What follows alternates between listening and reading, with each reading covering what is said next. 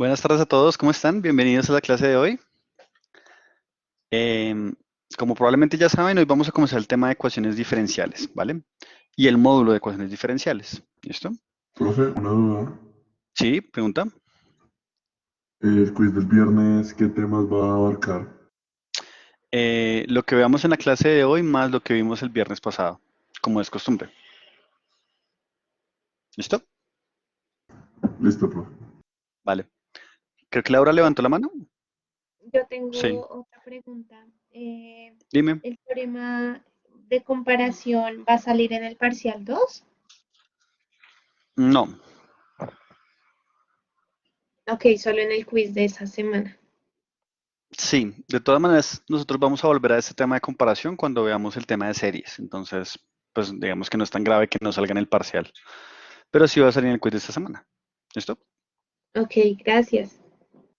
Vale, listo. Entonces, como les venía diciendo, eh, hoy comenzamos y durante las siguientes semanas vamos a estar estudiando ecuaciones diferenciales, algunas aplicaciones. ¿Listo? ¿Qué es una ecuación diferencial? Pues es una ecuación, es decir, una igualdad de expresiones matemáticas en la cual aparecen algunas derivadas. ¿Listo? Y una solución de una ecuación diferencial es una función y igual a f de x, por ejemplo, que satisface la ecuación que nos pongan. ¿Vale? Entonces veamos un ejemplo. Eh, Piensa en la función x, en la ecuación x por y' más y igual a 2x. ¿Listo? Ahí estamos pensando que y es una función que depende de x, que cuando yo hago x por y' y luego le sumo y, el resultado va a ser 2x. ¿De acuerdo? Eso es una ecuación diferencial porque es una igualdad de dos expresiones en donde hay algunas derivadas por ahí. Y vamos a ver que la función y igual a x menos 1 sobre x es una solución. Entonces, ¿cómo haríamos para ver eso? Pues uno diría lo siguiente, ok, si y fuera, si y es x menos 1 sobre x, ¿quién va a ser y'? Pues y' será, la derivada de x es 1 y la derivada de 1 sobre x es menos 1 sobre x cuadrado, entonces me queda más 1 sobre x cuadrado aquí. Y cuando yo reemplazo esto en la ecuación, pues veamos qué me da. X por y' más y sería simplemente x por y', que es 1 más 1 sobre x cuadrado, más y, que es x menos 1 sobre x. Y podemos hacer las cuentas. Entonces, si distribuyo la x en la primera igualdad, en la primera término, me daría x más 1 sobre x, porque la x se cancela con x cuadrado. Y luego me queda más x menos 1 sobre x. Entonces aquí ya vemos que este término se cancela con este término. Y el resultado sería x más x, pues que es lo mismo que 2x. ¿Vieron? Como me da lo mismo que está al otro lado de la igualdad, pues entonces se verifica la ecuación. Es decir, la función x menos 1 sobre x es una solución de la ecuación diferencial x por y' más y igual a 2x. ¿De acuerdo? Entonces, para verificar que una función es una solución de alguna ecuación diferencial, pues lo que toca hacer es reemplazarlo en la ecuación, incluyendo las derivadas que haya por ahí en la ecuación. Y si me da una igualdad, o sea, si me da que la igualdad es cierta, entonces es una solución. Y si no me da que la igualdad es cierta, pues entonces no es una solución. ¿Vale? ¿Qué es lo que pasa acá? Y dónde es que se comienza a complicar la cosa. La primera fuente de complicación es que en general, pues una ecuación diferencial no tiene por qué tener una única solución. Puede que haya varias funciones, toda una familia de funciones que sean soluciones de la ecuación diferencial. Por ejemplo, vamos a ver que las funciones y1 igual a 0, y2 igual a e a la 3x y y3 igual a menos 5 e a la 3x. Las tres son soluciones diferentes de la ecuación diferencial y' menos 3y igual a 0. Vamos a verificar eso. Entonces, ¿cómo lo hago con y1 igual a 0? Pues, ¿quién sería y1'? Pues la derivada de 0 es 0. Y si yo hago y1' menos 3 por y1, pues sería igual a 0 menos 3 por 0, y eso me da 0. O sea que se verifica la ecuación sin ningún problema. ¿Listo? Hagámoslo con la otra. Entonces, si y2 es e a la 3x, ¿quién sería y2'? Sería la derivada de a a la 3x, que es 3e a la 3x. Y si yo hago y2' menos 3 por y2, pues eso me daría 3e a la 3x, que fue lo que me da la derivada, menos 3 veces la función, y la función es e a la 3x. Y el resultado de eso pues es igual a 0. Entonces también se verifica la ecuación, ¿de acuerdo? Y si lo hago con menos 5 para la 3x, pues las cosas no cambian tanto, ¿no? Hagamos aquí al ladito. Y3' sería menos 15 e a la 3x. Y si reemplazo en la ecuación, me daría y3' menos 3 por y sub 3. Sería menos 15 e a la 3x menos 3 veces menos 5 e a la 3x. El resultado de esa cuenta sería menos 15 e a la 3x más 15 e a la 3x y me da 0. O sea que también se verifica la ecuación, ¿de acuerdo? Tenemos entonces tres funciones diferentes y las tres son soluciones de la misma ecuación diferencial, ¿vale? Laura Catalina, ¿tienes alguna pregunta? Ya, sí, no, profe, ya es que no me había dado cuenta de cómo había sacado el menos 3y, pero ya me di cuenta, perdón. Listo, tranquilo. Vale. Entonces, bueno, ya vimos qué significa que algo sea una ecuación diferencial, es simplemente una igualdad de expresiones donde aparecen derivadas. Y ya vimos cómo comprobar que algo es una solución de una ecuación diferencial, ¿vale? De hecho, lo último que vamos a hacer es cómo hallar las soluciones de una ecuación diferencial, porque para eso, pues, como hemos visto ya en el curso, va a haber diferentes métodos, ¿listo? Y un comentario que tal vez vale la pena hacer acá es que, pues ya lo había hecho arriba, pero es que una ecuación diferencial en principio puede tener infinitas soluciones, y eso es lo más normal del mundo. Por ejemplo, ¿cuáles son las soluciones de la ecuación diferencial y' igual a x? Uno dice, ok, necesito una función cuya derivada me dé x. Me están preguntando la integral, ¿cierto? Entonces, si yo integrara x, pues la integral da x cuadrado sobre 2 más una constante. Y esa constante puede ser cualquier número real, ¿de acuerdo?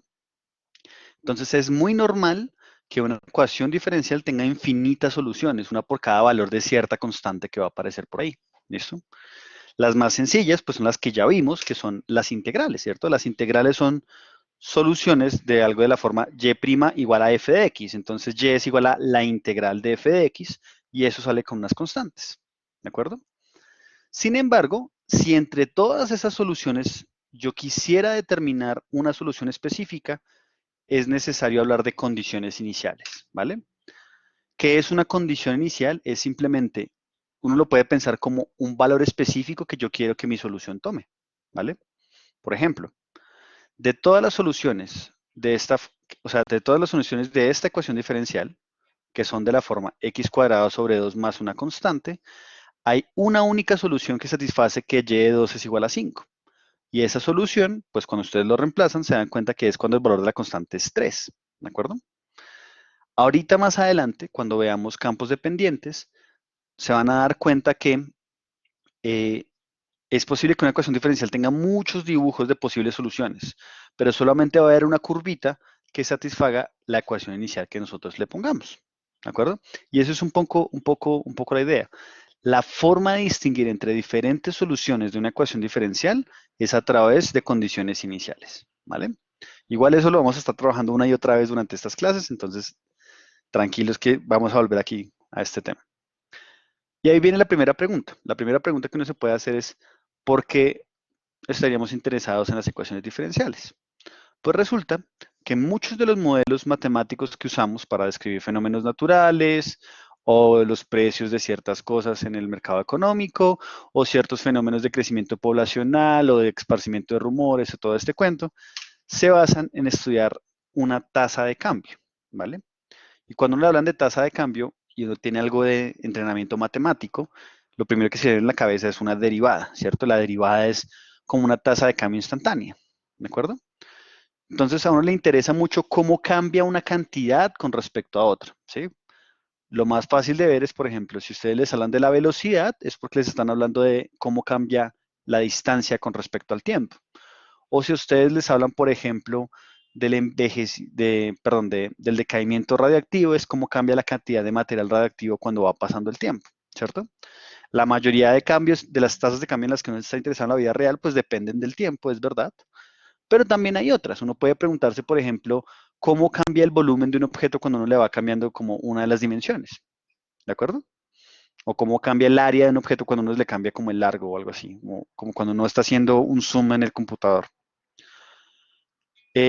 Entonces, algunos ejemplos de las cosas en las que uno puede estar interesado es, por ejemplo, población versus tiempo, o cantidad de algo versus tiempo, puede ser cantidad de agua, cantidad de gas, cantidad de uranio, como les venía diciendo en el caso del decaimiento radiactivo, o posición versus tiempo, o área, volumen versus longitud, o incluso aprendizaje versus tiempo, ¿cierto?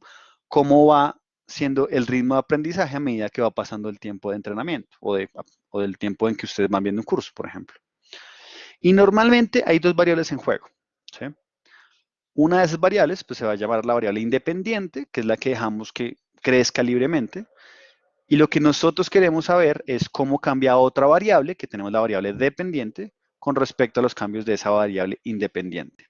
¿Listo? Veamos todo esto en un ejemplo. Entonces, pues nada, leamos el ejemplo y miremos qué elementos de lo que acabo de hablar vemos en el texto. Entonces, voy a leer el ejemplo y vamos a ir como hablando de las cosas que están en el texto. Pero primero leamos el ejemplo. Dice, la ley de enfriamiento de Newton establece que la rapidez de enfriamiento de un objeto es proporcional a la diferencia de temperaturas entre el objeto y el medio ambiente. Así como cuando ustedes toman una taza de café y la ponen ahí, pues el café se va enfriando, ¿cierto? Lo que le está diciendo esto es que la velocidad a la que se va enfriando es proporcional a qué tan caliente estaba el objeto con respecto a la temperatura ambiente. ¿Listo? Supongamos que se sirve una taza de café recién preparado y la temperatura es de 95 grados centígrados. Creo que, eh, si no estoy mal, McDonald's se ganó una demanda muy grande por haber servido una taza de café así de caliente a una persona que eventualmente se quemó y pues tuvo quemaduras considerables. Eso es una temperatura exagerada por una taza de café, pero supongamos que ese es el dato. Entonces nos dan una taza de café, 95 grados centígrados, y la habitación está a unos cómodos 20 grados centígrados. Las preguntas que nos hacen es, ¿qué ecuación diferencial representa la temperatura del café y en qué momento se enfría más rápido el café? ¿Vale? Esas son las dos cosas que nos están diciendo. Entonces, nos están hablando de la rapidez de enfriamiento. Eso sería el cambio de la temperatura con respecto al tiempo. Por lo tanto, la variable independiente, ¿cuál va a ser? Pues la variable independiente va a ser el tiempo, que es el que se va a dejar crecer libremente. Y uno normalmente le escoge una létrica para representar esa variable, digamos T minúscula. Y la variable dependiente va a ser la temperatura. ¿La temperatura de qué? Pues la temperatura del café. ¿Listo? Y esa la vamos a anotar por T mayúscula. ¿De acuerdo? Entonces, como dicen que en un primer momento la taza de café recién preparado sale a 95 grados centígrados, uno tiene un valor inicial. ¿Cuál sería ese valor inicial? Pues desde el momento que comienzo a medir las cosas, sería T de 0 es igual a 95, ¿cierto? En el momento en que pongo el cronómetro para ver cómo se va a comenzar a enfriar esta taza de café, ese va a ser mi tiempo cero, y en ese momento la temperatura de la taza de café es 95 grados, ¿vale? Y miren lo que yo acabo de escribir acá. Dice, la ley de enfriamiento de Newton nos dice que la derivada de la temperatura con respecto al tiempo es igual a K por T menos 20, ¿vale? ¿Cómo saqué yo esa información a partir del texto que había arriba? Pues leamos la frase importante. La frase importante dice que la ley de enfriamiento de Newton establece que la rapidez de enfriamiento de un objeto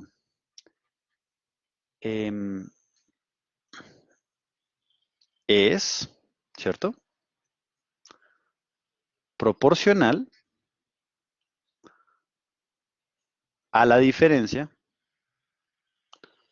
hagámoslo así, a la diferencia de temperaturas entre el objeto y el medio ambiente. ¿De acuerdo? Eso es lo que nos dice la ley de enfriamiento de Newton. ¿Cómo expreso yo eso en términos de ecuaciones? Pues a uno le hablan de la rapidez de enfriamiento de un objeto. Eso es el cambio de temperatura con respecto al tiempo, no es otra cosa que eso. Entonces aquí me están hablando de la rapidez de enfriamiento, ¿cierto? Luego nos dicen que es. ¿Cómo se representa ese es matemáticamente? Con una igualdad, ¿cierto? Cuando ustedes le dicen que algo es porque esto es igual a esto normalmente, ¿vale? Nos decía que algo era proporcional, entonces, ¿qué nos toca inventarnos? Pues una constante de proporcionalidad, ¿vale? Y lo último que había era a la diferencia entre la temperatura del objeto y la temperatura ambiente. Y parte de los datos era que la temperatura ambiente era 20 grados centígrados, entonces es T menos 20. Esta es la diferencia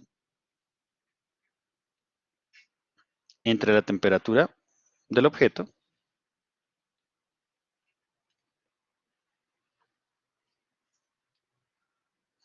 y la temperatura ambiente, ¿vale? Entonces ya encontramos una ecuación diferencial que describe la forma, que describe el problema, que describe cómo se va enfriando la taza de café a medida que el tiempo va pasando. ¿Qué pasa con esa K? Esa K es una constante de proporcionalidad, ¿cierto? ¿Es positiva o negativa? ¿Quién me quiere contar?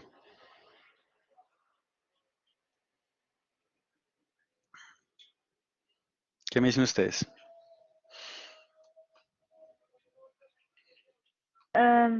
Negativo. Creo que ibas a decir algo, Marisabel, pero no te escuché. Que Bueno, déjame voy con Laura Catalina. Uy, ¿Laura? pues sí, yo diría que negativa porque se está enfriando, pero no sé.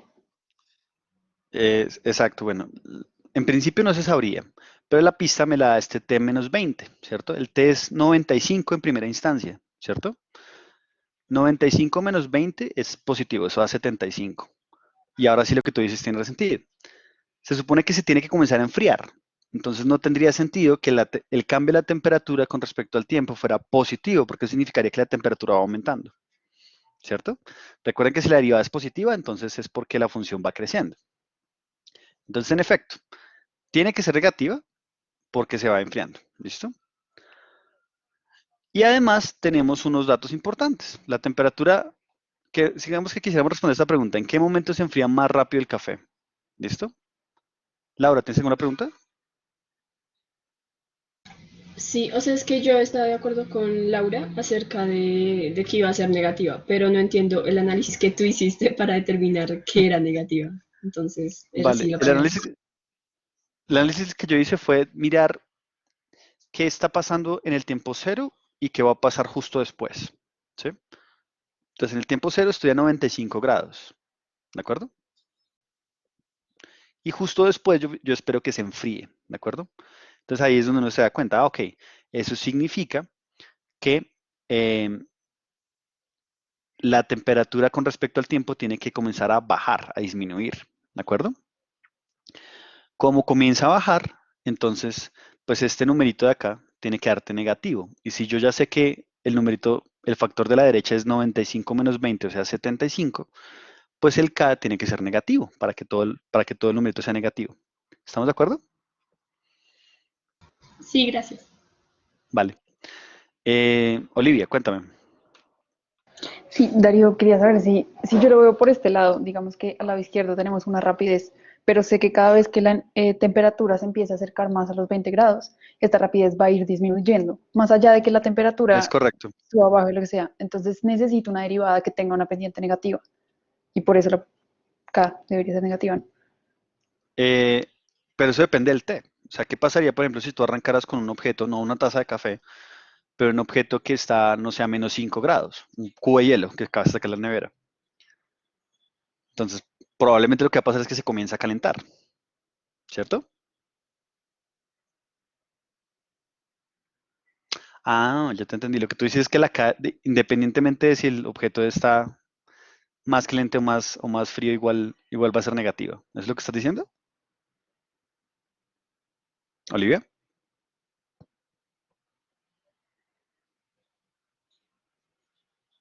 Bueno, si eso es lo que estás diciendo, tienes razón, ¿sí? ¿Por qué? Porque si el T fuera menor que 20, pues daría negativo, pero es que si estoy a menos temperatura que la temperatura ambiente, entonces el objeto se tiene que calentar. Por lo tanto, el K igual va a dar negativo para que la compensación dé positiva. Entonces está bien. Creo que tienen toda la razón. ¿Listo?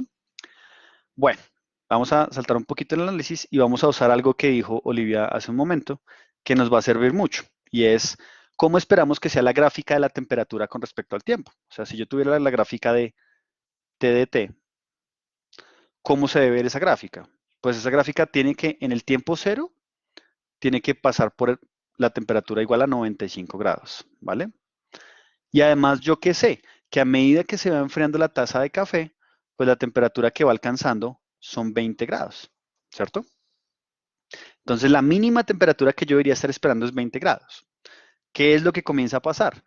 Pues que la temperatura comienza a disminuir al principio muy rápido, porque pues cuando la taza está muy caliente se comienza a enfriar muy rápido, y eventualmente nunca para de enfriarse. Ese es un poco lo que está diciendo este modelo. Nunca para de enfriarse, pero en algún momento la diferencia entre lo que está dentro de la taza de café y la temperatura ambiente, pues es imperceptible. Entonces uno dice, este café ya está frío. Pues no es que esté frío, es que está casi a la temperatura ambiente. ¿De acuerdo? Eso es lo que va a terminar pasando. Entonces, la gráfica que debería representar esa solución de la ecuación diferencial, pues va a ser una gráfica de este estilo. Arranca en 95, baja muy rápidamente y eventualmente esto tiende a 20, ¿vale? Se parece a una exponencial negativa. Si se acuerdan de la función e a la menos x, se parece a esa función. Cuando ya veamos cómo sacar soluciones de ecuaciones diferenciales, nos vamos a dar cuenta que en efecto las soluciones se ven de esa manera, con una exponencial negativa por ahí. ¿Listo? Bueno, ese es un ejemplo. Podemos hacer otro ejemplo, más o menos parecido, pero en este caso vamos a hacer lo siguiente. Vamos a analizar el problema, o sea, la solución que me están proponiendo y vamos a ver si tiene sentido o no tiene sentido. ¿Listo? José Camilo, ¿tienes alguna pregunta? Sí, Dime. la solución a una ecuación diferencial es una función que me cumpla la igualdad. Correcto. Una solución de la ecuación diferencial es alguna función que cuando tú la reemplazas en la ecuación te cumple la igualdad. ¿Vale? Ok, profe. Y profe, en el caso anterior de Newton, si uno quisiera sacar esta gráfica de T contra T, literalmente, aquí Ujú. tocaría saber la función, o sea, la solución a esa ecuación diferencial, ¿sí? Es verdad. O sea, para obtener la gráfica exacta, yo necesitaría saber la solución. Pero lo que sabemos es cómo se va a comportar. Solamente la ecuación diferencial tenemos cierta información de cómo esperamos que se comporte esa función. Sabemos que tiene que ser decreciente, porque la función siempre se tiene que ir enfriando, digamos, el café siempre se va enfriando. Sabemos que pasa por este punto y sabemos que cuando el tiempo se vaya para infinito, pues la mínima temperatura que va a alcanzar es la temperatura ambiente, ¿sí? Técnicamente nunca para de enfriarse, simplemente cada vez se enfría cada vez menos, menos, menos, hasta que ya se vuelve indistinguible la temperatura del café de la temperatura ambiente, ¿vale? Pero lo que quería enfatizar acá es que esta información la sacamos sin saber cuál era la función. Entonces sabemos algunas cosas de la solución sin saber la solución de la ecuación diferencial, ¿vale? Germán, cuéntame. Sí, profe, es que el punto B no decía justamente que debemos decir en qué momento se enfría más rápido, algo así es que es. Como sin Exacto. saber la solución de la ecuación diferencial, ¿cómo determinas eso? Como a ojímetro literalmente, ¿cuál es la pendiente más inclinada o algo así? No, es más bien como lo siguiente, o sea, es más una descripción física. Tal vez debemos hacerla acá. ¿Cuál es el valor de T mayúscula para el cual esto es lo más grande posible, digamos, o lo más negativo posible, si quieres, si lo quieres ver de esa manera? Fíjate que eso es cuando T es igual a 95, ¿cierto? Si T es 95, esto me da 75 con un número negativo, 75K, si quieren, ¿vale? Cualquier tiempo posterior, este T va a ser más chiquito, digamos que les va a dar 60, menos 20 da 40, 40K, ¿vale? Pero acá es un número negativo, entonces el momento en el cual se está enfriando más rápido el café es cuando más negativa sea esta derivada. Y esta derivada es lo más negativa posible cuando la temperatura es 95 grados, que es apenas sale el café, ahí se comienza a enfriar bastante rápido, ¿sí? Vale, vale, listo, profe. Gracias. De ahí en adelante el enfriamiento es mucho más lento. Vale, súper. Entonces, bueno, voy a poner acá la pregunta y luego miramos como las respuestas, ¿vale? Dicen, los psicólogos están interesados en teoría de aprendizaje y estudian una cosa que llaman las curvas de aprendizaje. ¿Qué son esas curvas de aprendizaje? Son gráficas de funciones L de T, por aquello de learning de T o algo así, que muestran el desempeño de alguien que está aprendiendo una habilidad en función de cuánto tiempo ha estado aprendiendo la habilidad, en función del tiempo de capacitación, se llama eso. Entonces, pregunta para ustedes. Esta pregunta no tiene una respuesta matemática, digámoslo así. ¿En qué momento, digamos que ustedes quieren aprender una habilidad nueva? Piensen en, de pronto, lo que ustedes hayan aprendido a hacer, de pronto aprendieron a jugar fútbol, entonces aprendieron a patear un balón, o de pronto aprendieron a lanzar un balón de baloncesto, o de pronto están aprendiendo a tocar piano, o guitarra, ukulele, lo que quieran, o están aprendiendo a tejer. Piensen en una habilidad que ustedes hayan aprendido con el tiempo. Sobre todo piensen en algo consciente, ¿de acuerdo? O sea, no piensen en algo que hayan aprendido muy chiquitos, porque muy chiquitos como que uno tiene la sensación de que uno aprende muy rápido y no se da cuenta del proceso como tal. Algo que hayan aprendido ya más grandes. Pregunta, ¿en qué momento ustedes creen que aprenden más rápido las cosas? ¿Sí? ¿Cuando están comenzando o cuando ya llevan cierto tiempo? Cuando no sé qué. ¿Y qué pasa con el aprendizaje, digamos, el aprendizaje de algo nuevo a medida que va pasando el tiempo? ¿Qué tan fácil es aprender una cosa nueva más a medida que va pasando el tiempo? Entonces, dediquémosle un minutico a las posibles respuestas. ¿Qué piensan? Entonces, cuéntenme ustedes qué piensan y miramos. Santiago. Yo creo que Yo uno creo que aprende más apenas rápido como al inicia. principio. Ah, Espérate que estoy escuchando a Santiago. Ya voy con eso. Ah, Creo que ambos es que somos eran dos Santiago. Santiagos, perdón. los dos Perdón, nos perdón. llamamos Santiago. Santiago Sí, sí, Amaya sí. primero. Sí. Vale. Em, sí, como decía Santiago, yo creo que el punto en el que más uno aprende es como al principio, o sea, no exactamente como el día uno que empieza, sino en el proceso de como los primeros semanas, no sé, porque Ujú. después de que uno ya se vuelve como bueno en eso, es más difícil progresar más. Entonces yo creo que si vamos a decir como matemáticamente, yo creo que sería como una curva que aumenta mucho al principio y luego se estabiliza como más ya cuando tiene cierta maestría en eso, pues. Ok, bueno. Santiago Najar, ¿qué piensa? ¿Lo mismo o hay alguna idea diferente? Sí, Profe, y de pues, pronto esa curva tiende como a raíz de X, ¿sí? Como sube harto y luego va haciendo como menor la pendiente. Ujú. Bueno, pero ¿tú crees que sigue creciendo hasta infinito como la raíz de X o que eventualmente se estabiliza y hay un momento en que no podemos aprender más o que no se puede mejorar lo que estemos tratando de mejorar? No sé, debe haber como una línea tangencial ahí, ¿cómo es que se llama? Una asíntota horizontal en Ok, algún punto. vale. Bueno, Olivia, cuéntame. Yo diferenciaría de alguna forma entre lo fácil que es aprender al principio, que es pues mucho menor, a después cuando uno ya tiene mucho mayor, o sea, no sé si entendí diferente que los Santiagos la pregunta, pero para mí la Ujú. gráfica sería casi que al revés, porque siento que al principio uno tiene mucho que aprender y lo que empiezas a aprender al principio es muchísimo, pero cada vez que vas teniendo más conocimiento, pero igual pues va a haber un límite de crecimiento, digamos, pero yo lo haría al principio, crece mucho más. Vale, pero yo quiero hacer una distinción ahí. O sea, ¿tú crees que al principio es fácil aprender o que a medida que uno sabe más cosas aprende más rápido? Es la No, pregunta. al principio no es fácil aprender, Sí, no es fácil aprender, pero siento que hay muchísimo más que aprender y ok. está como Entonces, como entre que, lo de que sea más rápido o menos rápido, es diferente. ok. O sea, igual tú crees que al puro principio se aprenden muchas cosas de manera rápida. ¿Sí? Sí, porque de alguna forma es lo básico, no sé, es tal vez Sí. una forma de verla, como que uno empieza por lo más fácil y después se va. Ujú. Complicando la cosa. Bueno, José Camilo, cuéntame. profe, pues yo opino que en la forma de aprendizaje, pienso que el costo al inicio es demasiado. Por ejemplo, cuando uno aprende por primera vez matemáticas, uno aprende muchas cosas, pero también le cuesta a uno bastante. Entonces, Pues yo pienso que es más bien como una función exponencial, que se va como en un inicio uno aprende bastantes cosas, pero siempre básicas, y ya después, cuando uno cree que el conocimiento se estanca, en realidad no, porque uno va descubriendo que existen muchísimas cosas. Digamos, nosotros Ujú, antes de llegar a este curso vimos cálculo diferencial y entonces nuestro tope nunca llegó porque descubrimos que existe álgebra lineal, cálculo ujú. integral, ecuaciones diferenciales, vectorial.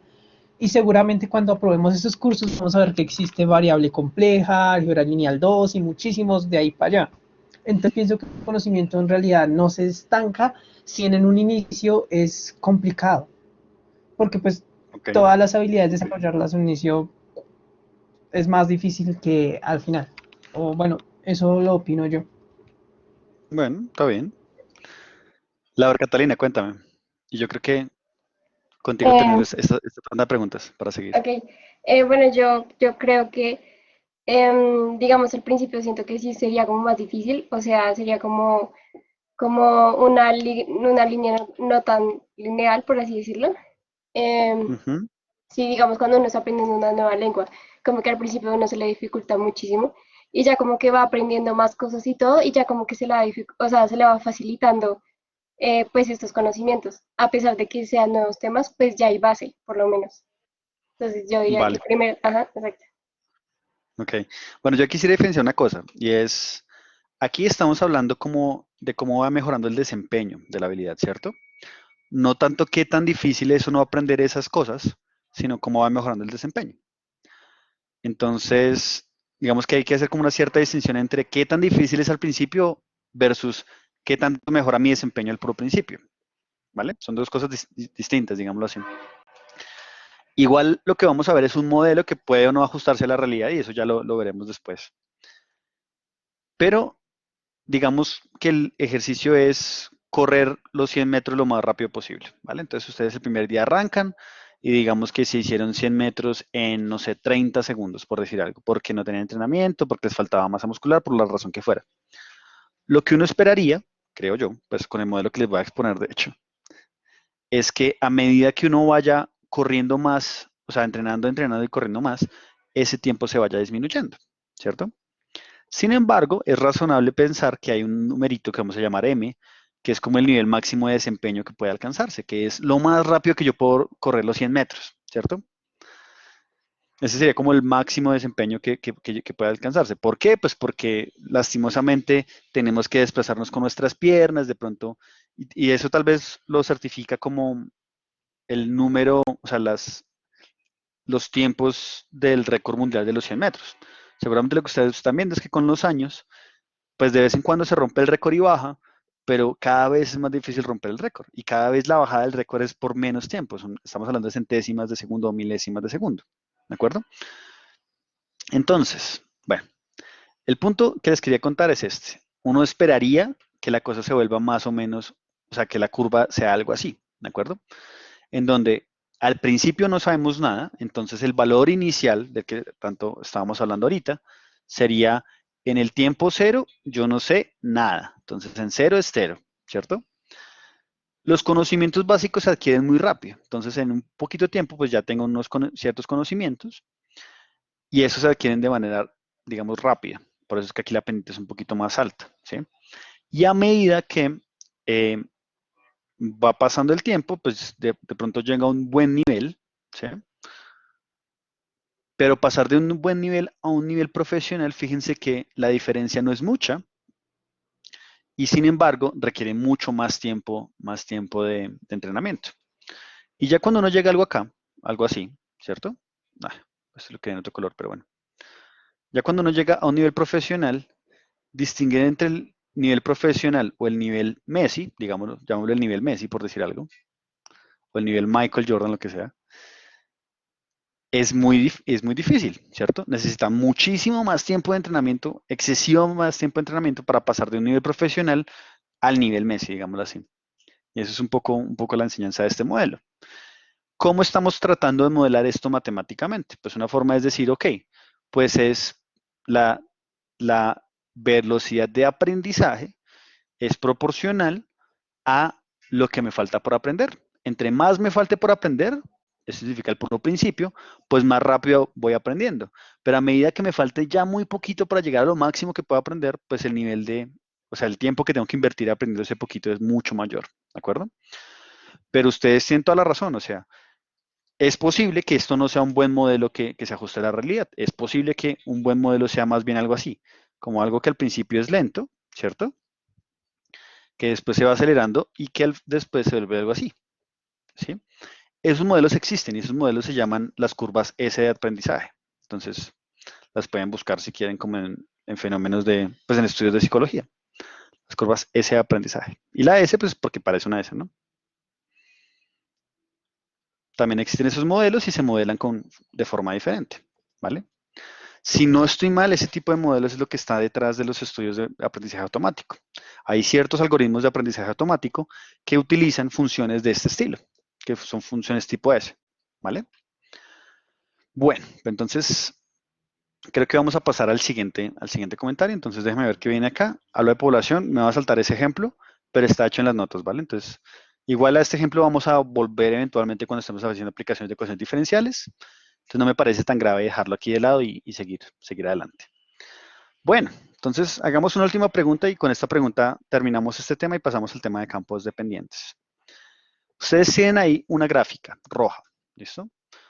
Lo que pasa es que no saben cuál es la ecuación diferencial. Entonces les voy a preguntar, de esas tres opciones que hay ahí, A, B o C, ¿cuál creen ustedes que es la ecuación diferencial que tiene como solución esta curva roja?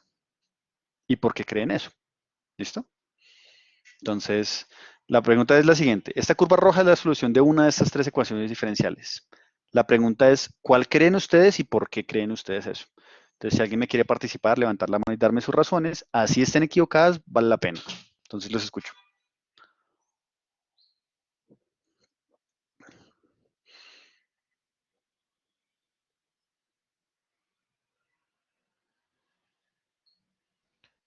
¿No? ¿Nadie?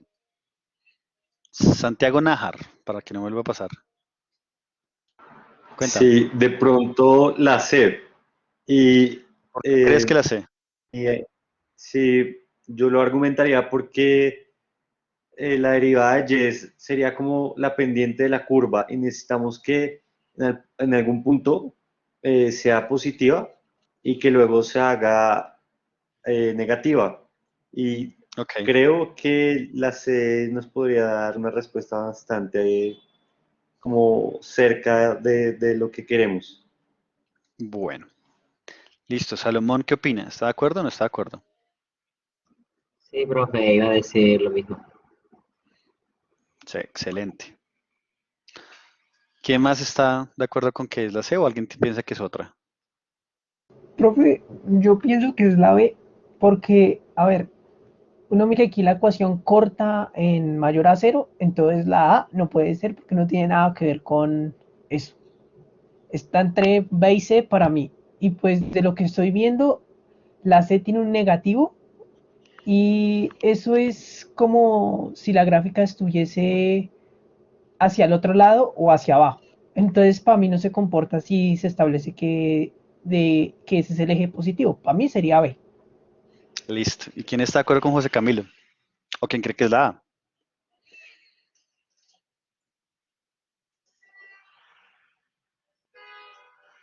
Bueno, entonces vamos a analizar la respuesta, ¿listo?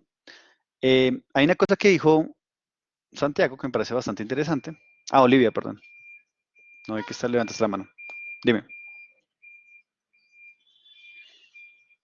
Tranquilo, Olivia. no, si quieres explicar, en verdad. No, dale, dale. ¿Tú estás de acuerdo ¿Me con oyes? Salomón? Sí, sí te escucho. No, pues sí, yo estoy de acuerdo con Salomón y con Santiago. Y pues estaba pensando que con lo que dijo José Camilo, perdón, el punto de que la derivada sea cero en algo que parece ser uno, por lo menos está cercano a uno, me diría a mí que necesitamos que sea la C, porque quiere decir que el punto en el que pues a uno le reste algo, tercero, yo pensaría que la única forma de lograrlo es que 2xy sea uno. ¿Correcto? ¿Si me hago entender más o menos? Más o menos, sí. O sea, yo creo que en efecto eso es lo que pasa. Y tal vez la explicación que quería dar es un poco esto. Tal vez el error que está cometiendo José Camilo es que estás confundiendo la derivada, que es el comportamiento de la función, con la gráfica, que es como los valores de la función como tal.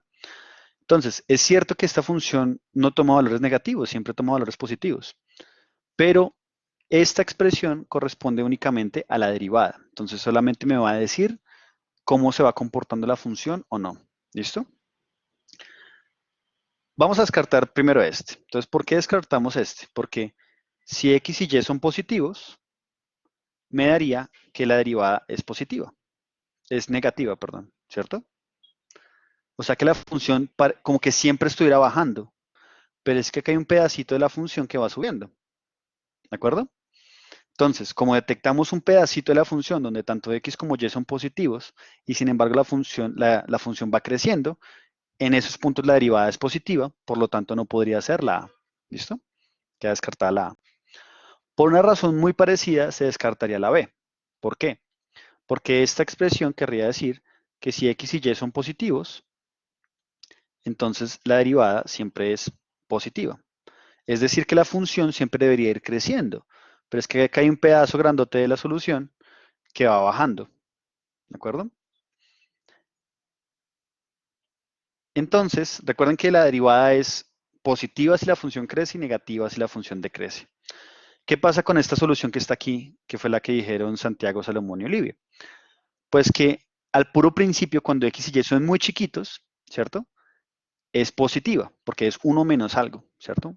Por ejemplo, acá puede ser que y sea, no sé, 1.5 y que x sea 0.5. Entonces, como que la diferencia es menor que 1 y por eso va subiendo. En un momento se hace 0, ¿cierto? Y después de que se hace 0, comienza a bajar, se va volviendo más negativa, ¿vale? Entonces, por eso yo me iría con esa respuesta C. Entonces, fíjense que hasta el momento hemos hecho dos cosas y es, hemos detectado que hay mucha de la información que yo puedo saber acerca de las soluciones sin ni siquiera saber cuál es la solución de la ecuación diferencial, ¿cierto? Yo más o menos puedo decir si una gráfica corresponde o no con una solución de la ecuación diferencial que me están dando. Puedo decir más o menos cómo se debe comportar las soluciones solo que estudiando la ecuación diferencial, ¿cierto? Y eso se llama hacer un análisis cualitativo de la ecuación diferencial. Es como, ok, veamos qué propiedades debe tener la solución de la ecuación diferencial antes de resolverla. Resolverla ya sería un análisis cuantitativo de la ecuación diferencial, ¿vale? Entonces vamos a encontrar una forma que es efectiva, pero larga, de sacar la información cualitativa de una ecuación diferencial. María José, cuéntame, ¿qué pregunta tienes? Mario, es que no me queda claro. Esa gráfica está representando a Y', ¿cierto? Los valores de las pendientes de este. No, la gráfica representa Y. Ah, ok, listo. Gracias. ¿Sí? Sí, Vale. ya, gracias. Ok. Sí, es Y contra X. Bien. Entonces hay una forma que es una forma efectiva, solo que es un poco larga y que normalmente uno se la deja a los computadores para que la hagan mejor, de sacar información cualitativa de una función a partir de la ecuación diferencial. Y eso se llama dibujar el campo de pendientes, ¿vale? Entonces, ¿en qué consiste el campo de pendientes? Pues uno se puede imaginar que la ecuación diferencial es algo así, como que uno despeja el y' y todo lo demás es una función que depende de x y de y, ¿vale? Entonces, cuando uno reemplaza en diferentes valores, x0, y0, me daría f de x0, y0 me daría el y'. Es decir, me está dando la pendiente de la recta tangente a una solución que pasara por ese punto, ¿de acuerdo? La cosa es más o menos así, o sea, como si esta es una solución y yo escojo este punto x0, y0, pues yo sé que esta pendiente va a ser justamente y' evaluada en x0, y0, ¿de acuerdo? Entonces a eso me refiero con que me da la pendiente de la recta tangente a la gráfica de una de las soluciones que pasa por ese punto. ¿Listo? Entonces, ¿qué es lo que uno puede hacer? Fíjense que si uno conociera todas las pendientes de las rectas tangentes en todos los puntos, pues uno podría dibujar la gráfica, ¿vale? Si a mí me dicen que la gráfica, las rectas tangentes son como así, pues no cuesta mucho imaginarse que la gráfica debe ser más o menos así, ¿vale? Y eso es un poco la idea del campo de pendientes, que si uno tuviera suficiente poder algorítmico para dibujar muchas pendientes, sabríamos cómo son las soluciones de las ecuaciones diferenciales, ¿vale? Por ejemplo, vamos a hacer un ejemplito acá. Entonces, ¿cómo se hace el campo de pendientes? Pues el campo de pendientes se hace literalmente escogiendo muchos puntos y viendo qué pasa con esos puntos, ¿vale? Entonces, por ejemplo, tenemos la ecuación diferencial y' igual a x cuadrado más y cuadrado menos 1, ¿vale? Eso es una ecuación diferencial porque tiene una y' y tiene una y tiene una x, listo. ¿Qué pasa si escojo el punto menos 2 y 0? ¿Cuánto vale y'? Pues yo reemplazo. Menos 2 al cuadrado daría 4, más 0 sigue dando 4, menos 1 daría 3, ¿vale? Ahora lo reemplazo en el punto menos 1, 0. Vamos a poner esto en moradito un segundito. 3. Ahora en el punto menos 1, 0. Entonces en el punto menos 1, 0, x cuadrado daría 1, más 0, menos 1, eso da 0. ¿Listo? En el punto 0, 0, pues sería 0 al cuadrado más 0 al cuadrado menos 1, eso da menos 1. Y voy a seguir haciendo las cuentas. Entonces esto aquí da 0, 2 al cuadrado menos 1 vuelve a dar 3, menos 2 al cuadrado más 1 menos 1, eso da 4, ¿cierto? Esto da 1, esto da 0, ¿cierto? 1, 1 da 1 otra vez. 2, 1 sería 4 más 1, 5, menos 1, 4, etcétera, ¿cierto? Esto es simétrico, entonces voy a poner 4, menos 1 debe dar lo mismo que 1, 1, que es 1. 0 menos 1 da 0 y 1 menos 1 da 1 y bueno, eso sí, uno puede mirar muchísimos puntos, ¿de acuerdo? Vale. ¿Para qué diablos sirven estos punticos que acabo de sacar? Pues la idea es que uno los va a acomodar en una gráfica que se va a ver más o menos así, ¿listo?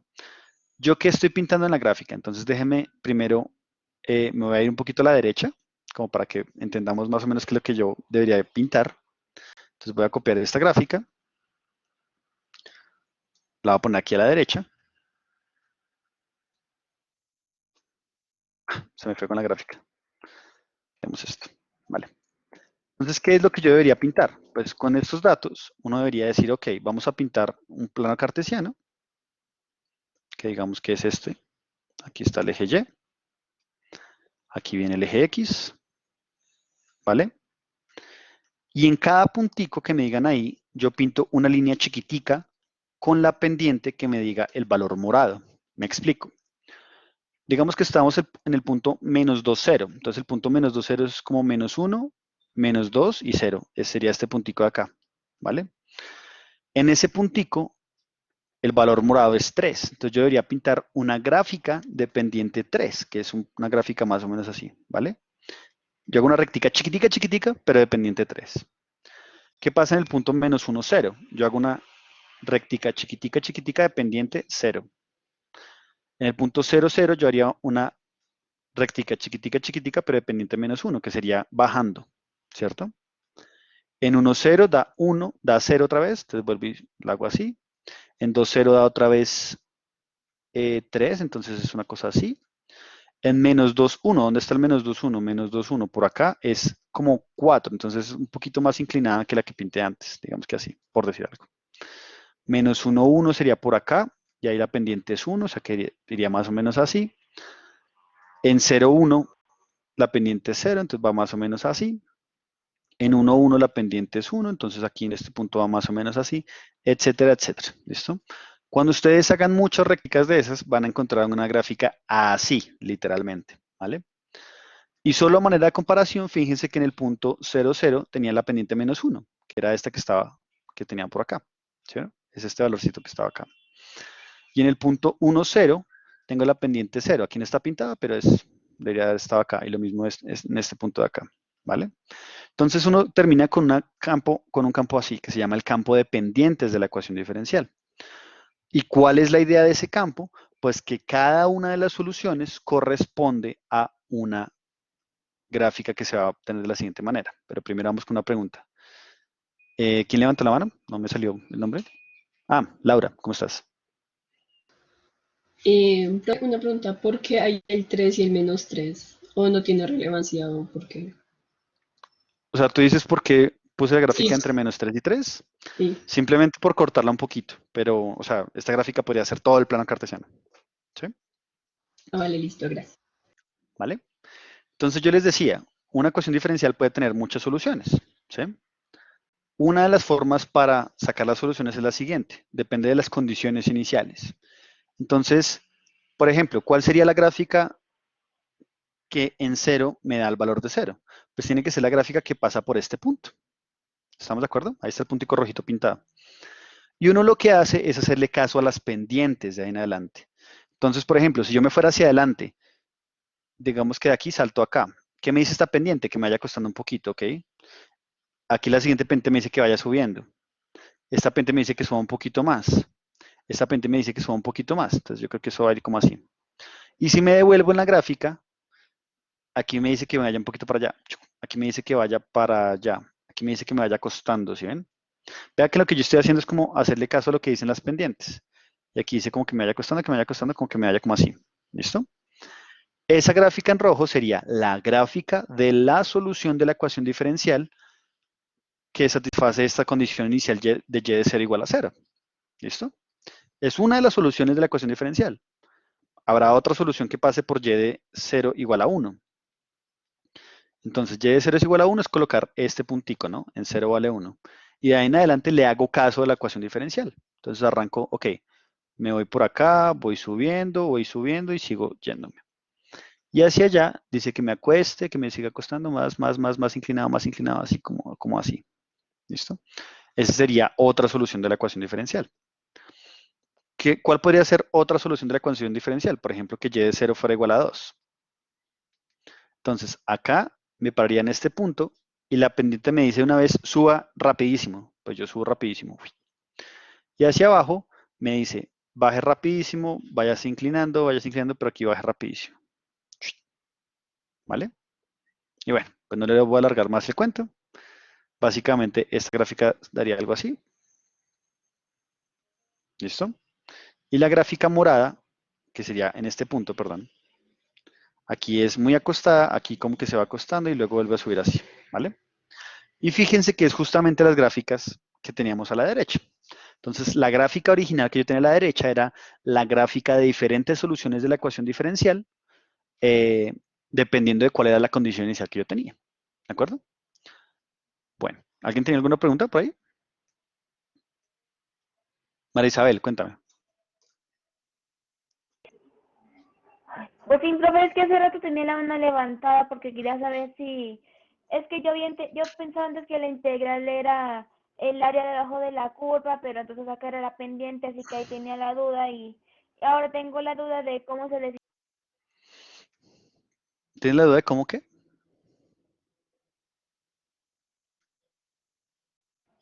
Uy, creo que te perdí. que, Pero bueno. bueno, Ah, hola. el, que, que el y, que el y teta es la pendiente en lugar del área debajo de la curva y eso cómo se define. Bueno, lo que da el área debajo de la curva es la integral. Pero nosotros arriba teníamos la derivada. Y la derivada me da la pendiente de la recta tangente. Entonces, tal vez lo que hay que recordar es, uno, que la derivada es la pendiente de la recta tangente. Y dos, o sea, como que de alguna manera te marca la dirección de la curva. Y lo otro que hay que recordar es los signos. Si la función va creciendo, la derivada es positiva. Y si la función va decreciendo, la derivada es negativa. Usualmente esos dos datos son suficientes como para entender todo esto que estamos haciendo. ¿Vale? ¿Alguien más tiene alguna pregunta? Bueno, profe, ¿y cómo es esto de las gráficas? Estas no entendí. Vale, ya lo repito un segundito. Jean-Pierre, cuéntame. Sí, profe, mi pregunta era si pueden existir planos campos así en 3 dimensiones. En 3 dimensiones. Sí pueden existir, pero no los vamos a ver en este curso. ¿Vale? Porque Ok, fíjense que aquí yo estoy hablando de una ecuación diferencial donde y depende de x y y. Pero en principio podría haber dos variables independientes y una variable dependiente. Por ejemplo, puede ser que z dependa de x y de y. Eso se llaman derivadas parciales y eso normalmente se ve en el curso de cálculo vectorial. ¿Listo?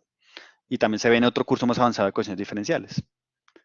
Pero por ahora no. Para este curso va en 2 dimensiones. María José, cuéntame, ¿qué pregunta tienes? Darío, esas funciones que encontramos son derivadas, ¿cierto? O sea, son y'. No, estas ya son las Y's. Ok. Estas son diferentes soluciones Y de X de la ecuación diferencial. Cada una es una solución distinta porque depende de una condición inicial diferente. ¿Sí? Fíjense que todo dependía de quién era Y en el tiempo cero, digamos. Entonces, aquí estaba en 0 igual a 0, aquí es en 0 da 1 y aquí en 0 da 2, ¿vale? Y a partir de ahí construimos la solución. Pero más que construir una solución es que vemos cómo es el comportamiento de la solución, ¿de acuerdo? Ok, gracias. Vale. Salomón, cuéntame. Profe, ¿ya hay programas especializados para hacer eso o toca hacerlo a mano? Sí. No, o sea, yo acá lo estaba comenzando a hacer a mano y pues eso obviamente a uno se le va a ir la vida. Pero lo mejor es tener un sistema, o sea, un programa, por ejemplo, como usa en Desmos, un programa que se llama Slopefield, que tal vez se van a escribirlo acá, que literalmente es campo de pendientes y ya ustedes comienzan como a determinar las soluciones. De hecho, estas dos que están aquí a la izquierda, yo las hice usando ese programa, entonces, ¿vale? Ah, listo, gracias. Bueno, José Camilo, Profe, ¿qué es un campo en sí? ¿qué es un campo en sí? Esa es una gran Sí, pregunta. es que estamos Cuando hablando de campos, pero ¿qué es un campo? Sí, sí, sí, sí. Eso depende a quién le preguntes en qué materia estés viendo. Pero normalmente un campo es simplemente como mirar el comportamiento de algún objeto, de alguna trayectoria, con diferentes puntos en el plano o en el espacio. Eso es lo que uno se refiere con un campo. Entonces, cuando uno le hablan del campo gravitacional, es en cada punto cuál es la fuerza de gravitación que uno le está dando. O cuando uno habla de un campo eléctrico, es uno quiere determinar cómo son las corrientes eléctricas y lo que uno sabe es que en cada punto las fuerzas electromagnéticas están haciendo cierta cosa, ¿cierto? Y obligan a la partícula a irse en cierta dirección. Y eso es lo que uno llama un campo electromagnético. Pero si yo tuviera que definir la palabra campo en general, lo que diría es, estás en el plano o en el espacio y un campo es una información acerca de qué le pasa a lo que estés midiendo en cada punto del plano o del espacio. Entonces, en este caso, lo que nos estamos preguntando es, si yo tuviera este punto, ¿hacia dónde iría la solución de la ecuación diferencial? ¿Vale? Eso es lo que sería un campo de pendientes. ¿Vale? Bien. Entonces, solo a manera de recordar, y porque María Isabel me estaba preguntando ahorita, digamos, ¿qué es lo que uno hace con estas gráficas? Pues uno escoge una condición inicial, por ejemplo esta. Bueno, tal vez va a cambiar el color por un color un poquito más resaltable, digamos esta. Y lo que uno hace de ahí en adelante es hacerle caso a las pendientes. Entonces, fíjense que aquí la pendiente viene así. Entonces, mi gráfica debería como ir un poquito hacia allá y un poquito hacia allá, ¿vale? Y ahí me enfrento con otras pendientes. Aquí las pendientes son un poquito más acostaditas. Entonces, yo aquí voy bajando, aquí voy bajando. Seguramente si hubiera hecho más líneas me daría que aquí va subiendo, etcétera. ¿Sí? Lo que uno sí sabe es que estas gráficas no se cortan. Las diferentes soluciones de una ecuación diferencial no se intersectan entre sí, ¿vale? Entonces, acá en la gráfica de la derecha se ve mucho mejor, como que aquí al final al infinito se van haciendo cada vez más cercanas, pero nunca se cruzan entre sí. Eso se llama un principio de superposición, por si les interesa saberlo. Pero bueno, en lo que me queda de la clase, vamos a hablar de un método numérico para determinar el valor de ciertas soluciones de la ecuación diferencial. Y ese método numérico se llama el método de Euler, ¿vale? Cuando explique el algoritmo al final, se van a dar cuenta que uno lo puede implementar fácilmente en un computador para aquellos de ustedes que de pronto ya hayan visto algo de programación, ¿vale? Si no, pues no importa, simplemente uno puede seguir la rutina a mano y todo funciona bien. Entonces, ¿en qué consiste el método de Euler? Pues el método de Euler consiste, ese es un método que se hace a partir del análisis del campo de pendientes para dar una solución numérica de la ecuación diferencial. ¿A qué me refiero cuando digo una solución numérica? A que la solución no es de la forma, digamos, y de x es igual a e a la x más no sé qué, sino que me dice, ok, para x igual a tanto, la solución debería dar tanto. Para x igual a tanto, la solución debería dar tanto. Y etcétera. ¿Vale? Entonces, vamos a analizar el método de Euler y lo vamos a analizar con un ejemplo en particular. Este ejemplo va a ser la ecuación y' igual a x más y. ¿Listo? Y le voy a pedir además que quiero la ecuación y' igual a x más y, pero la solución va a pasar por el punto 0,1. Es decir, la condición inicial es que y de 0 me dé 1. Desde ya les adelanto, yo por otros métodos que vamos a ver la siguiente clase, ya hice la solución de esa ecuación diferencial y la solución es 12 a la x menos x menos 1.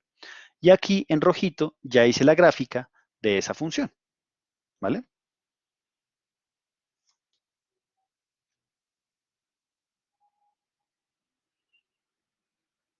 Uy, qué mal. ¿Me escuchan? ¿Me están escuchando en este momento?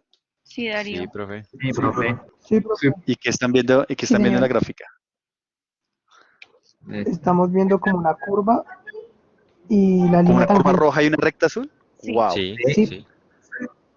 Bueno, pues algo acaba de pasar con mi Chrome y yo todavía estoy viendo los campos dependientes, pero si ustedes me escuchan bien y me están yendo bien, excelente. Yo simplemente voy a seguir confiando en que todo va a salir bien después, ¿vale? Listo. El único problema es que no puedo ver quién me está levantando la mano porque literalmente mi Chrome se acaba de congelar. Pero si ustedes me dicen que estamos bien, sigo con la sesión, ¿vale? ¿Estamos bien? Sí, señor. por Sí, ahora profe. sí. Sí, profe. Sí, profe. Listo, vale, Sí, señor. ok. Entonces, bueno, yo por otros métodos ya sé que la solución de la ecuación diferencial es esta, ¿vale? Y ya la pinté acá, en rojo, para que la estemos viendo. Pero se supone que uno no conoce eso, uno solamente sabe la ecuación diferencial y sabe lo que quiere hacer. Entonces, la magia o la clave de esto está en que si uno se fija aquí cerquita, cerquita al punto, a la condición inicial, la recta tangente y la solución de la ecuación diferencial son muy parecidas, ¿cierto? Difieren en muy poquito. Entonces, yo podría utilizar esta recta tangente como una aproximación de la ecuación diferencial, de la solución de la ecuación diferencial, perdón, ¿vale? Entonces, aquí cerquita, la diferencia entre, aquí cerquita, perdón, tengo que hacerlo con cuidado porque esa recta creo que le estaba pintada. Aquí cerquita, la diferencia entre cuánto me da la recta azul y cuánto me da la solución, que está en rojo, pues es muy chiquita. Entonces, si yo calculara una aproximación, pues estaría bien, ¿vale? Como aproximación funciona bien cerquita del valor 0. Entonces, en el punto 0,1, la recta tangente, ¿cuál sería la pendiente? Pues como yo sé que y' es igual a algo, pues reemplazo por x igual a 0 y y igual a 1. Y eso me da 0 más 1, o sea que me da 1, ¿vale? La pendiente es 1, por lo tanto la recta tangente es y igual a x más 1. ¿Cómo calculé esto? Pues eso lo calculé de la manera vieja, ¿no? De la forma y menos y0 igual a m factor de x menos x0. Entonces yo sé que y0 me da 1 en este caso, que la m es 1 y que la x0 es 0. De ahí sale que y es igual a x más 1. Eso fue lo que yo puse acá. ¿De acuerdo? Bueno, creo que ahora volví a verlos. Se restauró el Chrome. Todavía los tengo ustedes en audio, ¿sí? Sí, profe. Señor. Listo, excelente. Sí, profe. Entonces aquí viene lo que les estaba diciendo. Esa recta aproxima muy bien a la solución cerca al punto x igual a 0. Pero a medida que me voy alejando, pues la recta se va por un lado y la solución se va por otro. Entonces tengo que buscar una manera de reajustar mi aproximación para otros valores, ¿vale? Y la forma como hago eso es, ok, yo camino un ratico por la recta y después de caminar un ratico por la recta me detengo y digo, ok, volvamos a mirar la ecuación diferencial y miremos qué tan ajustado estoy de la realidad o no. Eso se llama hacer una corrección y eso fue la idea de Euler. La idea de Euler era justamente decir, ok, uno puede andar a algo que se llama un salto, ¿cierto? En este caso, el salto sería 0.5 unidades. ¿Por qué? Porque yo lo escogí. Fíjense que el salto es algo que yo escojo. Después de ese salto me detengo, miro cómo es mi pendiente, calculo la recta tangente de la solución que pasaría por este punto, ¿cierto? Que no necesariamente es la misma roja, pero pues esperamos que no esté muy lejos. Y corrijo mi trayectoria para dar otra aproximación de la solución. Entonces, digamos que el salto es x igual a 0.5. En ese punto que tenemos, pues x vale 0.5, porque es el salto, ¿no? ¿Cuánto vale y? Pues recuerden que la aproximación era x más 1. Entonces, si yo quiero saber cuánto vale y, pues será 0.5 más 1, es decir, 1.5. Con esos dos datos puedo hallar la pendiente, ¿cierto? Y' sería 0.5 más 1.5, o sea 2. Y esa sería la pendiente de la recta tangente, naranjita que está acá, ¿vale? No es la recta tangente a la solución original, sería la recta tangente a la solución que pasaría por este punto, que digamos que es esta. Digamos que esa recta verde representa, perdón. Digamos que esa recta verde representa la otra solución de la ecuación diferencial. ¿Sí? Y en ese punto, la recta tangente, pues es la naranja. Es más o menos la idea acá. Entonces uno vuelve a hacer las cuentas. Tenemos un punto, que es el punto 0.5, 1.5, y una pendiente que es 2. Entonces volvemos a hacer la cuenta. Hacemos y menos y0, que sería 1.5, es igual a m, factor de x menos x0. Y al hacer esa cuenta me da que y es igual a 2x menos 1 más 1.5. O sea que y es igual a 2x más 0.5. ¿Vale? Esto fue lo que me puse yo acá. Entonces ahora abandono la primera recta tangente, que era L1, que era la recta azulita, para montarme en la recta naranja otro rato. ¿Hasta dónde? Pues hasta 1, ¿vale? ¿Por qué? Pues porque si el salto era de 0.5, el siguiente salto va a ir de 0.5 a 1. Y ahí vuelvo a revisar. Ok, ya me quedé en la recta naranja un tiempo. ¿Cuál es ahora mi recta tangente? ¿Cuál es mi pendiente? Y vuelvo a hacer la corrección, ¿cierto? En eso consiste el método Euler. El método Euler es, voy a aproximar la recta roja a partir de diferentes, perdón, voy a aproximar la solución, que es la línea roja, a partir de diferentes rectas que van siendo, pues primero la azul, luego la naranja y luego la que venga después. ¿Qué problema tienen estas soluciones? Que dependiendo del salto, puede que yo me vaya alejando muy rápido de la función. Por ejemplo, si el salto originalmente hubiera sido una unidad completa, yo me hubiera quedado en esta línea una unidad completa hasta acá. Y estoy muy lejos de la solución. ¿Vale? Más lejos que si hago el salto en 0.5. Si hago el salto en 0.5, el error es un poquito más chiquito. ¿Vale? Igual hay algún error, pero la idea es minimizar el error. Una de las maneras de minimizar el error es tomando saltos cada vez más pequeños. Pero bueno, antes de seguir, simplemente digamos que la idea entonces es que para x entre 0 y 1, tenemos una aproximación de la solución de la ecuación diferencial. ¿Cuál es esa aproximación? Pues sería x más 1, si 0 menor o igual que x menor o igual que 0.5, y 2x más 0.5, si 0.5 menor o igual que x menor o igual que 1. Esta sería la aproximación que me dio, ¿vale? Que sería la unión de esta recta azul y luego la recta naranja. ¿Qué tan buena aproximación es? Pues a eso ya lo determina uno cuando uno ya sabe la solución de la ecuación diferencial. Y lo que les decía ahorita es que lo que uno puede hacer es hacer saltos cada vez más pequeños. Entonces, en vez de saltar cada 0.5 unidades, uno puede decidir saltar cada 0.25 unidades. Y van a obtener una aproximación así, ¿vale? Esa aproximación es mejor que la que nos había dado antes, ¿vale? José Camilo, cuéntame. José Camilo. Si uno ¿Sí? pudiese hacer, yo qué sé, el límite cuando el salto tiende a 0 sería la solución, ¿no? Exactamente, daría la solución exacta, ¿sí? Pudiera ser un límite.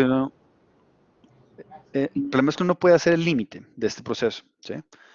Pues, o sea, en la teoría sí, pero en la práctica lo que queremos es una solución numérica y para eso, pues, toca determinar un valor del salto, ¿sí? Entonces, recordemos que la aproximación original era esta y luego me iba por una curva naranja, que era como así. Y había pues un error. Fíjense que el error se va mejorando a medida que escogemos el salto cada vez más cortico. El error original, cuando el salto era 1, digamos que era esta línea azul hasta acá. Entonces, todo esto era el error. Después, cuando hicimos el salto en 0.5, ahora el error es este. Y finalmente, cuando escogemos el salto en 0.25, el error es cada vez más chiquito. ¿De acuerdo? Entonces, el método de Euler es un equilibrio delicado entre cuál es el error, o sea, y cuántas cuentas tengo que hacer. ¿De acuerdo? Entre más chiquito el error, pues más cuentas tengo que hacer, obviamente. Pero mejor va a ser la aproximación. Entonces uno tiene que saber cómo escoger el equilibrio entre las dos cosas, ¿vale? José Camilo, cuéntame. Y creo que alguien más Profe, levantó la mano, pero no le alcanza a ver el nombre. Pero vamos con José Camilo primero y ya después le doy la palabra a la otra persona. profe, es Dime. que lo que se está viendo es que como cuando uno hace una integral que es el área bajo la curva en la definición, y pues Ujú. esto es una ecuación diferencial que tiene derivadas, ¿cierto? Sí. Entonces uno sabe que se acerca con Euler a la solución porque es como hacer algo parecido a la integral, ¿no? Que es Yo, básicamente dar más o menos la yo no diría que definición. es algo parecido a la integral, pero es algo parecido a lo que hacíamos para hallar la longitud de curva, que era aproximar la línea por medio de segmentos de recta. Y entre más chiquita sea esa distancia, pues mejor va a ser la aproximación a la línea. Entonces, en ese sentido se parece, ¿vale? Pero pues es un poquito distinto. Bueno, ¿alguien más había levantado la mano? No alcancé a ver el nombre. Entonces, listo. Bueno, si no hay más preguntas acá, entonces déjenme en los 5 minutos que quedan darles cómo es el algoritmo de esta cosa. Entonces, el método de Euler es un algoritmo, ¿vale? La idea, ¿cuál es? Hallar una aproximación numérica de cierta solución de la ecuación diferencial. Entonces, ¿cuál es el input del algoritmo? ¿Qué es lo que se le alimenta al algoritmo? Uno da una ecuación diferencial, entonces tiene que dar un y' igual a f de xy, y uno tiene que decir por qué punto quiero que pase la solución, ¿vale? Uno da la condición inicial que sería un x0 y un y0. Eso es como lo que se le alimenta al algoritmo. Lo que yo quiero es hallar y igual a g de x, la solución de la ecuación diferencial que satisface esa condición inicial que yo le ponga. ¿Qué es lo que va a botar el algoritmo después de hacer cierto proceso? Pues me va a dar una aproximación del valor de g de x para varios puntos en el intervalo desde x0 hasta b. ¿Cuál es el b? Pues yo decido dónde parar, porque yo decido de a cuánto es el salto y cuántos saltos voy a hacer. Esa es un poco la clave, ¿sí? Entonces, por ejemplo, yo quiero hallar una aproximación de la solución desde 0 hasta 10, entonces me toca hacer ciertos saltos, por lo menos hasta cubrir el 10. ¿Cómo funciona el método de Euler? Primero, uno escoge el valor de los saltos, ese se llama el h, ¿vale? Luego, uno puede calcular los puntos, que son x0, x1, que será x0 más h, x2, que será x1 más h, o si quieren x0 más 2h, x3 va a ser x0 más 3h, y etcétera, hasta que en el salto enésimo ya haya pasado el punto B, que es el intervalo donde yo quiero hallar la solución. Ya tengo todos los x's. Una vez tenga todos los x's, comenzamos a calcular los y's's, ¿cierto? ¿Cómo hacemos eso? Pues el y0 ya lo conozco, ¿listo? Como ya conozco y0, puedo calcular y1. Y1 es simplemente y0 más h por f de x0 y0, ¿cierto? Así tengo y1, entonces y1 lo reemplazo y va a ser, vamos a poder calcular y2, que es y1, que ya lo tengo, más h por f de x1 y1. ¿Quién es esta f? Esta f es la de la ecuación diferencial original, ¿listo? Entonces fíjense que siempre puedo calcular el siguiente y dependiendo de los y anteriores, por eso es que el error se va acumulando, por eso es que es necesario medir unos saltos pequeños, ¿sí? En general, ¿cuál es la fórmula? La fórmula siempre va a ser el siguiente y es y más el salto que es h por f evaluado en x y y. ¿Por qué eso funciona? Pues porque lo que uno está haciendo es yéndose por la recta hasta el siguiente punto. Entonces, si uno lo mira con cuidado, en el punto x0, y0, yo tengo pendiente m, que será f de x0, y0. Cuando yo hago las cuentas, pues me da y menos y0 es igual a m factor de x menos x0. Esta m se reemplaza por f de x0, y0, ¿cierto? Uno puede despejar la y, entonces me da y0 más x menos x0 por f de x0, y0. Entonces fíjense que lo que yo estoy haciendo es reescribiendo la ecuación de arriba, simplemente pasé a sumar el y0 y cambié el orden de estos factores. Y como lo que yo quiero es el siguiente punto, pues me toca evaluar en x1, ¿cierto? Pero es que yo sé que si x es x1, pues x1 menos x0 me da h, que es el valor del salto. Entonces por eso es que yo sé el siguiente h, ¿vale? Esa sería como la fórmula algorítmica para hallar todos los valores. Entonces fíjense que una vez uno tiene este algoritmo es demasiado fácil. Si uno sabe quién es f de xy, o sea, cuál es la función que determina la ecuación diferencial, y cuál es el punto de x0, y0, pues uno comienza a seguir este algoritmo para sacar todos los x's. Una vez tengo todos los x's, comienzo a reemplazar iterativamente hasta que llego a los y's's. Y finalmente, pues eso ya me da una aproximación de los valores de la solución en esos punticos que están acá. Los puntos x0, x1, x2 hasta xn. ¿De acuerdo? Bueno, eso es. Entonces, ¿qué les queda por hacer? Bueno, quiero hablar de dos cositas. Ya son las 3:15, pero quiero hablar de unas cositas un minutico y ya no les robo más. Hoy subí las notas que vamos a ver de ecuaciones diferenciales de esta semana. La próxima clase vamos a ver cómo comenzar a resolver cuantitativamente ecuaciones diferenciales, es decir, métodos para resolver ecuaciones diferenciales. Y también me tomé la libertad, digámoslo así, de subir los ejercicios propuestos, ¿vale? ¿Cuáles son los ejercicios propuestos? Literalmente son los mismos ejercicios que están en el programa, o sea, no se asusten por eso. La única diferencia es que ahora pues están en un PDF aislados como para que ustedes puedan hacer unos ejercicios por aparte. Les recomiendo en particular practicar este algoritmo del método de Euler para el quiz del viernes. ¿Listo? O sea, hagan algunos de los ejercicios que sean como para tal ecuación diferencial con tanto salto, díganme cuál es la aproximación o díganme cuáles son los valores o realice el método de Euler para estas cosas. ¿Listo? Y ya, entonces yo creo que los dejo así por hoy. Voy a tratar en lo posible de aquí en adelante de subir los ejercicios propuestos como los subí esta semana, que es como separárselos en un formato PDF para que ustedes sepan qué es lo que tienen que hacer y ya, y así no tengan que ir a buscar el libro, si no quieren. Bueno, entonces, pues nada, me despido en este momento, detengo la grabación y me queda un rato más por si tienen preguntas, ¿vale?